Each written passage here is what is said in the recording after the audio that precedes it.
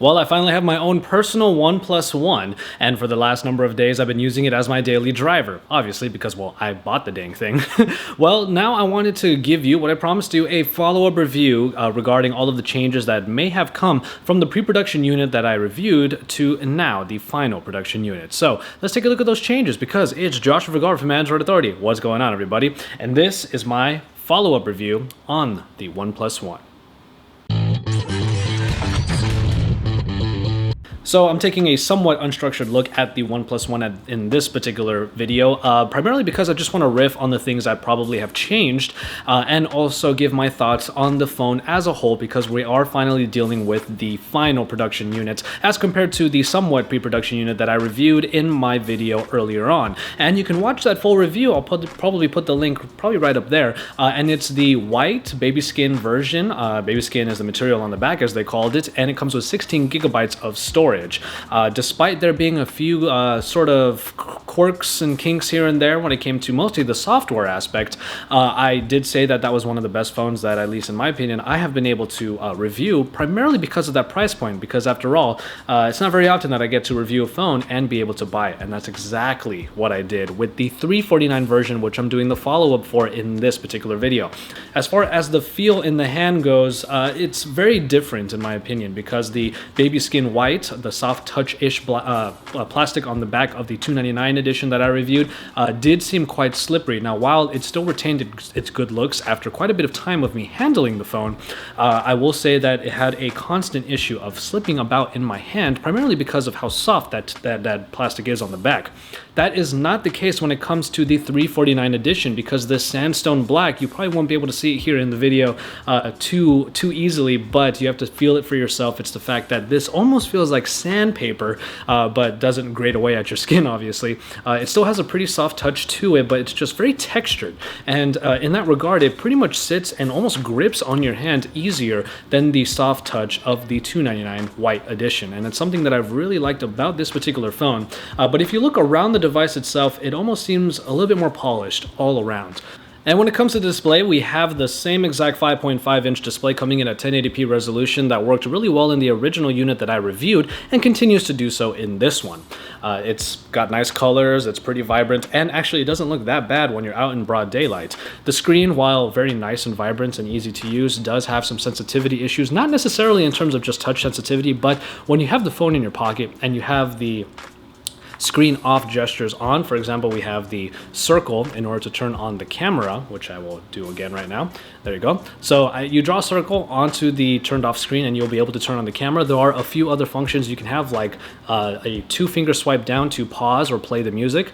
Draw an arrow back or forth in order to change the track, but the one that kind of gets me is the V in order to turn on the torch. And if I go here and draw a V, the flashlight would turn on. Now, the unfortunate part about this gesture is that there have been plenty of times, and I've seen with my brother, who has a OnePlus One now as well, he's been able to trigger the flashlight just in his pocket, or even just when it's lying on the couch right next to him.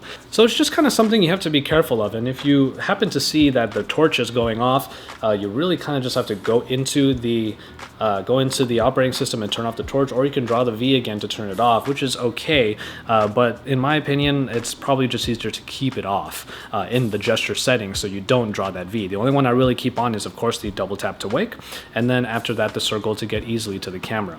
As far as performance goes, one thing I'll mention real quick is I've already catered the interface to my liking when it comes to my daily drivers, but it is being powered by CyanogenMod 11S, the specific version made for the OnePlus One that is powered by the Snapdragon 801 and the Adreno 330.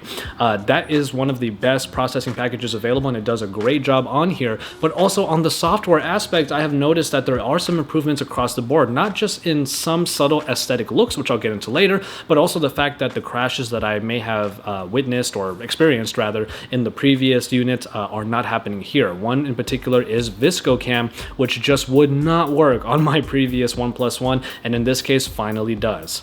In terms of the hardware aspect, everything is essentially the same, minus the fact that the back cover is different. But I will clarify something here. The bottom speakers down here, as you can see, are not stereo speakers, and that has become abundantly clear in this final production unit.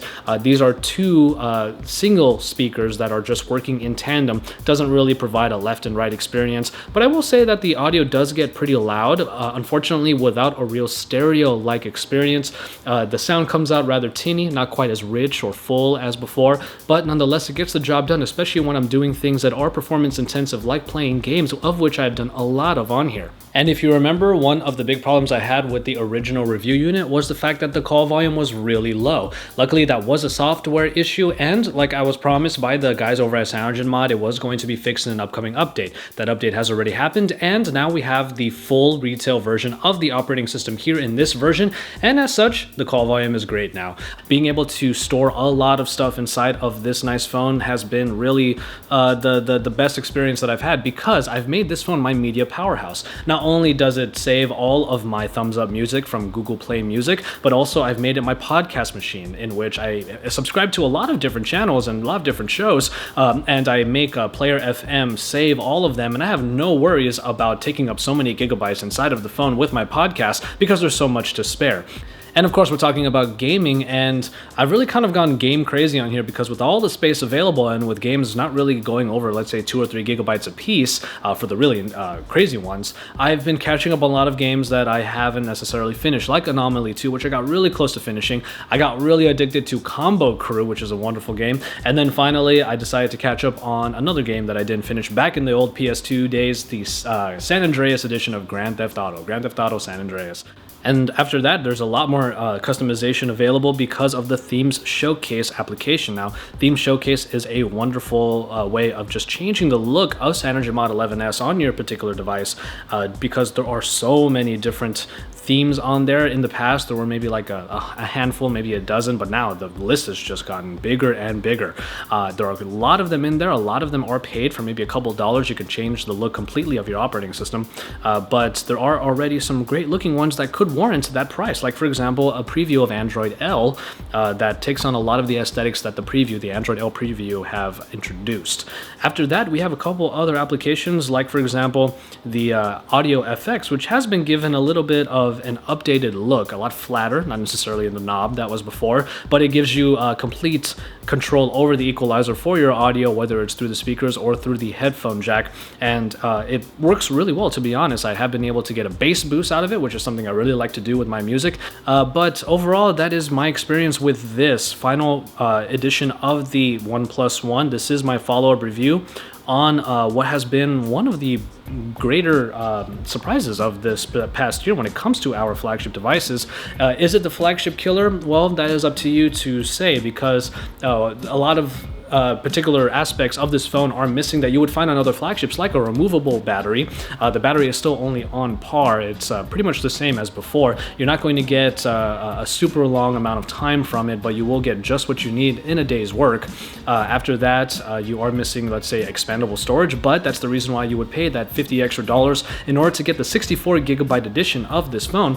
And finally, after that, really, it's like the core experience, and it's one of the best core experiences that you can get aside from a Nexus. And I am going to be doing a comparison between the OnePlus One at $349 and of course the other phone that comes in at the same price and is one of our beloveds, the Nexus 5. I will be doing a comparison between those two, so stay tuned for that, and keep it tuned to Android Authority for all of the best coverage. Thank you for watching this follow-up review of the OnePlus One, and remember, we have a giveaway. We did one last week and we're doing another one this week of the OnePlus One, so make sure you get your entry in so you can get one, and stay tuned because I do have a couple of invites myself to give away. So keep it tuned to not only Android Authority, but also follow me on Google+, and also maybe you want to take a look at my personal channel, because I'm probably going to be giving it away on one of those two channels. After that, subscribe to our channel if you haven't already, drop us some likes on these videos, and check out the coverage from my colleagues at Android, Joe, Jace, Kevin the Tech Ninja, and Lon.